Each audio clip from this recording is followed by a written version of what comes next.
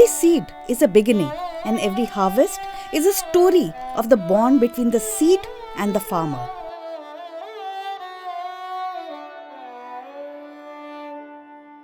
In this season of The Green Kitchen, we have explored how community seed banks preserve and distribute traditional seeds, keeping biodiversity alive.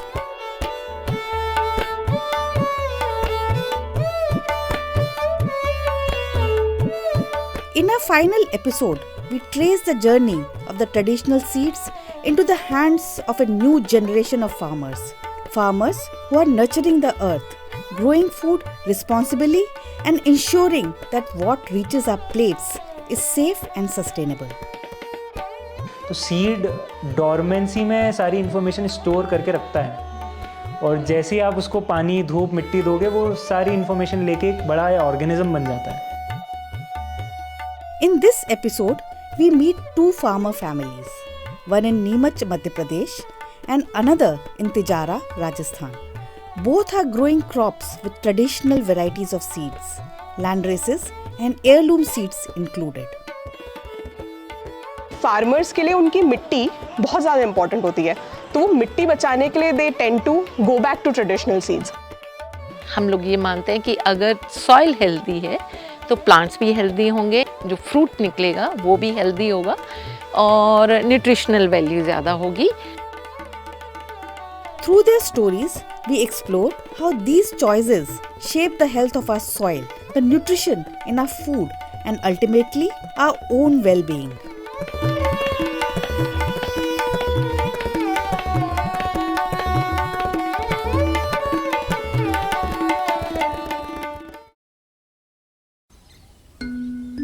Neemuch sits on the border of Madhya Pradesh and Rajasthan, carrying influences of both states. Here, a young permaculture farmer works exclusively with heirloom seeds.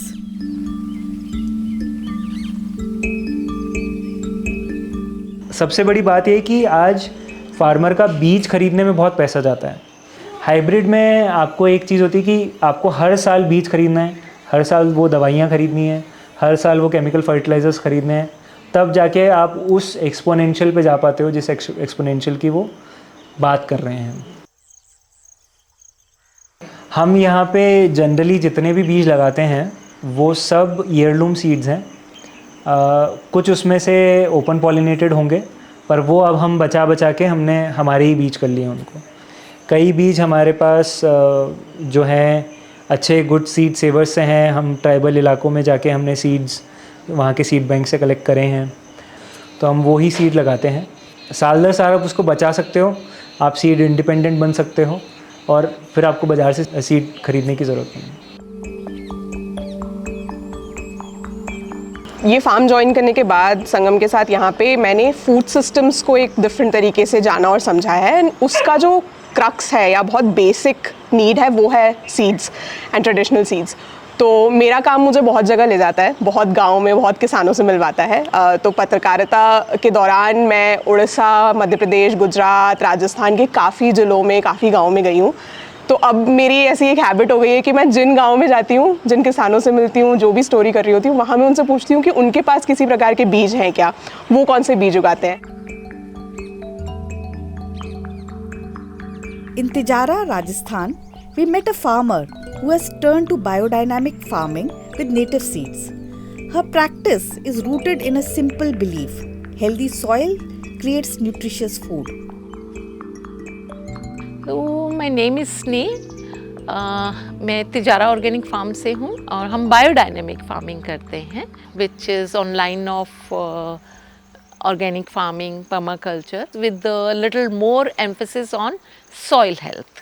Because हम लोग ये मानते हैं कि अगर soil healthy है तो plants भी हेल्दी होंगे, जो फ्रूट निकलेगा वो भी हेल्दी होगा और न्यूट्रिशनल वैल्यू ज़्यादा होगी. तो यहाँ पर हम लोग वेजिटेबल्स ग्रो करते हैं, ग्रेन्स ग्रो करते हैं, पल्सेस ग्रो करते हैं, स्पाइसेस ग्रो करते हैं, ऑयल सीड्स ग्रो करते हैं, मेडिसिनल प्लांट्स भी ग्रो करते हैं. Blending native seeds with natural farming nurtures more than just healthy crops. It sustains the soil the ecosystem and the web of life around it. ये जो बीज है ये सफ़ेद मक्का का है, जो कि बहुत स्वीट होती है, जैसे हम अमेरिकन कॉर्न बोलते हैं, तो वो येलो होता है, वो स्वीट होता है। पर ये हमारा देसी मक्का है जो हमने संपर्क करके एनजीओ है, उनका सीड बैंक है, वो झाबुआ में है, वो उनसे हमने ये बीज लिया था। This is so sweet, this is white मक्का एंड इट्स वेरी स्वीट। हम जब प्लांट करते हैं तो सब squirrels had a party and they must have reproduced and multiplied and they have eaten all our corn. हमने मिर्ची लगा के, लाल मिर्च लगा के हमने कॉर्न लगाया, फिर भी सब खत्म हो गया, ये इतना ही बचा है। हर बायोडायनेमिक फार्म एक स्मॉल इकोसिस्टम है। All components of that ecosystem, B it animals, birds, plants, trees, human beings, उनका सबका 80% रिक्वायरमेंट उसी फार्म से होना चाहिए।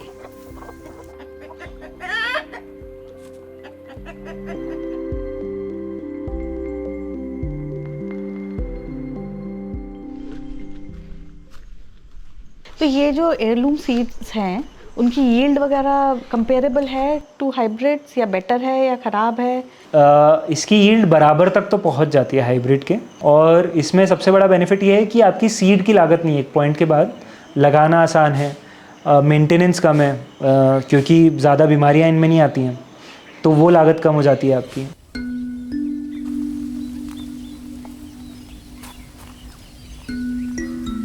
तो जब हेirloom सीड की बात होती है तो वो अपने डीएनए में इट प्रोग्राम्स इटसेल्फ, वो अपनी सराउंडिंग्स से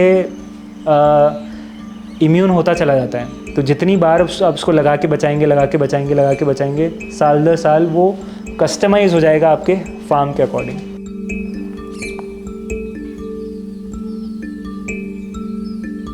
जैसे देखा गया है कि आजकल कमर्शियल सीड्स के बहुत बोलबाल चलती है, वही ज़्यादा पॉपुलर होते हैं, बहुत उनके ऊपर प्रमोशन भी होता है। उस तरह के प्रमोशन के बीच में आपने ये नोटिस किया कि जो फार्मर है वो फिर भी अपने ट्रेडिशनल सीड्स बचाता है? एक स्टोरी बताऊंगी। ये स्टोरी थी देवास की, मगरदे से। वहाँ पे किसानों ने बीटी कॉटन शुरू कर दिया था। तो जब उन्होंने हाइब्रिड कॉटन शुरू किया, उन्होंने रियलाइज़ किया कि कुछ साल बाद वो प्रोडक्शन आना बंद हो गया। फिर उन्होंने रियलाइज़ किया कि उनकी मिट्टी ख़त्म होती जा रही है। तो जब आप किसान से बात करेंगे तो वो कहेगा कि अगर मिट्टी ही नहीं है तो खेती कैसे करूँगा। तो वहाँ पे अब लोग they are back to red gram, जो कि एक बहुत ट्रेडिशनल वैरायटी ऑफ सीड था, तो वो लोग अब रेड ग्राम करने लगे हैं। तो यही चीज़ मैंने बहुत जगह देखी है कि फार्मर्स के लिए उनकी मिट्टी बहुत ज़्यादा इंपॉर्टेंट होती है, तो वो मिट्टी बचाने के लिए they tend to go back to traditional seeds.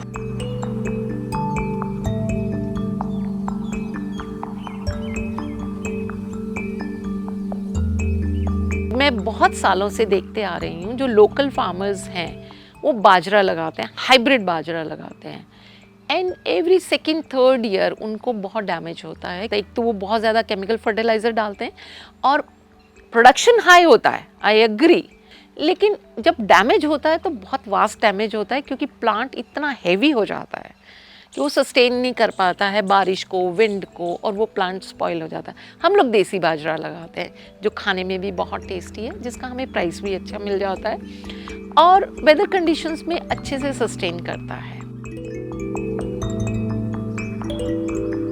However, farming with native seeds brings its own challenges. The toughest part is often the beginning, taking the leap or shifting from hybrid to traditional varieties.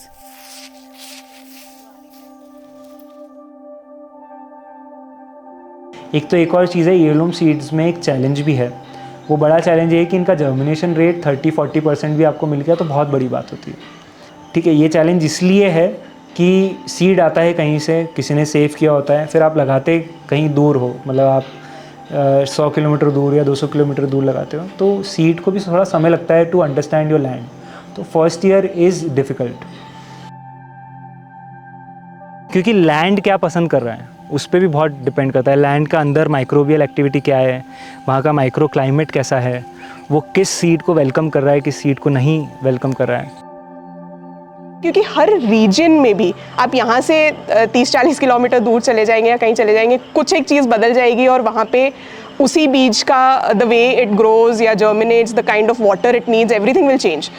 तो इसलिए better है कि एक छोटे patch पे आप शुरू कीजिए, उसे समझिए कि उसकी रिक्वायरमेंट्स क्या है और कैसी हैं। तो every farmer in their own specific land should try कि एक छोटे से पैच में कोशिश करें। And then you can like expand slowly as you gain confidence. Beyond the farm, larger systemic hurdles remain. Limited markets and the need to change how consumers think about food. जो traditional seeds हैं उनके साथ में market is being biased. देखिए, farmer वही grow करेगा जो बिकेगा मार्केट में। अगर हम साग की बात करें तो हम इतने वैरायटी के साग लगाते हैं, जूट साग, पोई साग, कलमी साग, बट सिटीज़ में सबको सिर्फ पालक चाहिए। हमें बहुत कन्विंस करना पड़ता है लोगों को कि they are more rich than palak, they are more tasty than palak. Crops grown from native seeds are richer in flavor and nutrition. They bring out the true taste of the land, the delicious local flavors that connect us back to where our food comes from.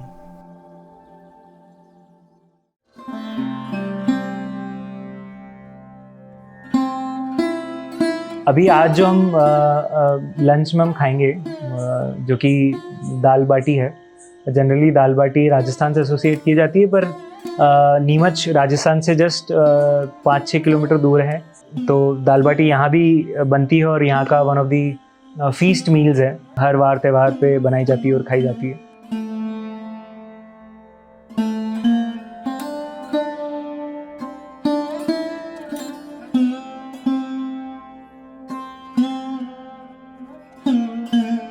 हमारे यहाँ की दाल बाटी की story है कि जितना भी दाल बाटी के सारे इंग्रेडिएंट्स हैं, गेहूं का आटा है तो गेहूं जो बंसी व्हीट है वो, और उसी की हमने बाटी खाई है। उसमें जो बेसन है वो हमारी खेत पे उगाए चने का है, और फिर उसमें जो सौंफ डली है वो भी हमारे खेत की, उसमें जो हल्दी गई है वो हमारे खेत की है।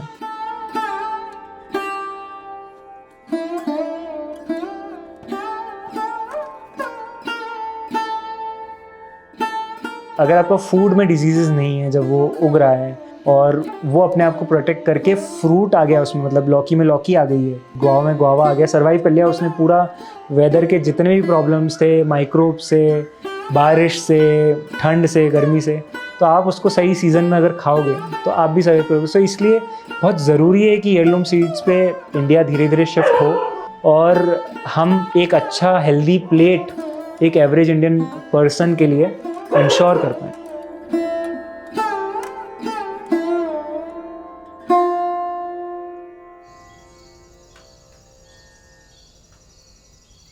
Through season 4 of The Green Kitchen, we discovered how community seed banks and native seeds help ensure food security, protect biodiversity, and bring healthier foods to our tables. We hope you have enjoyed this journey. We will see you soon in the next season of The Green Kitchen.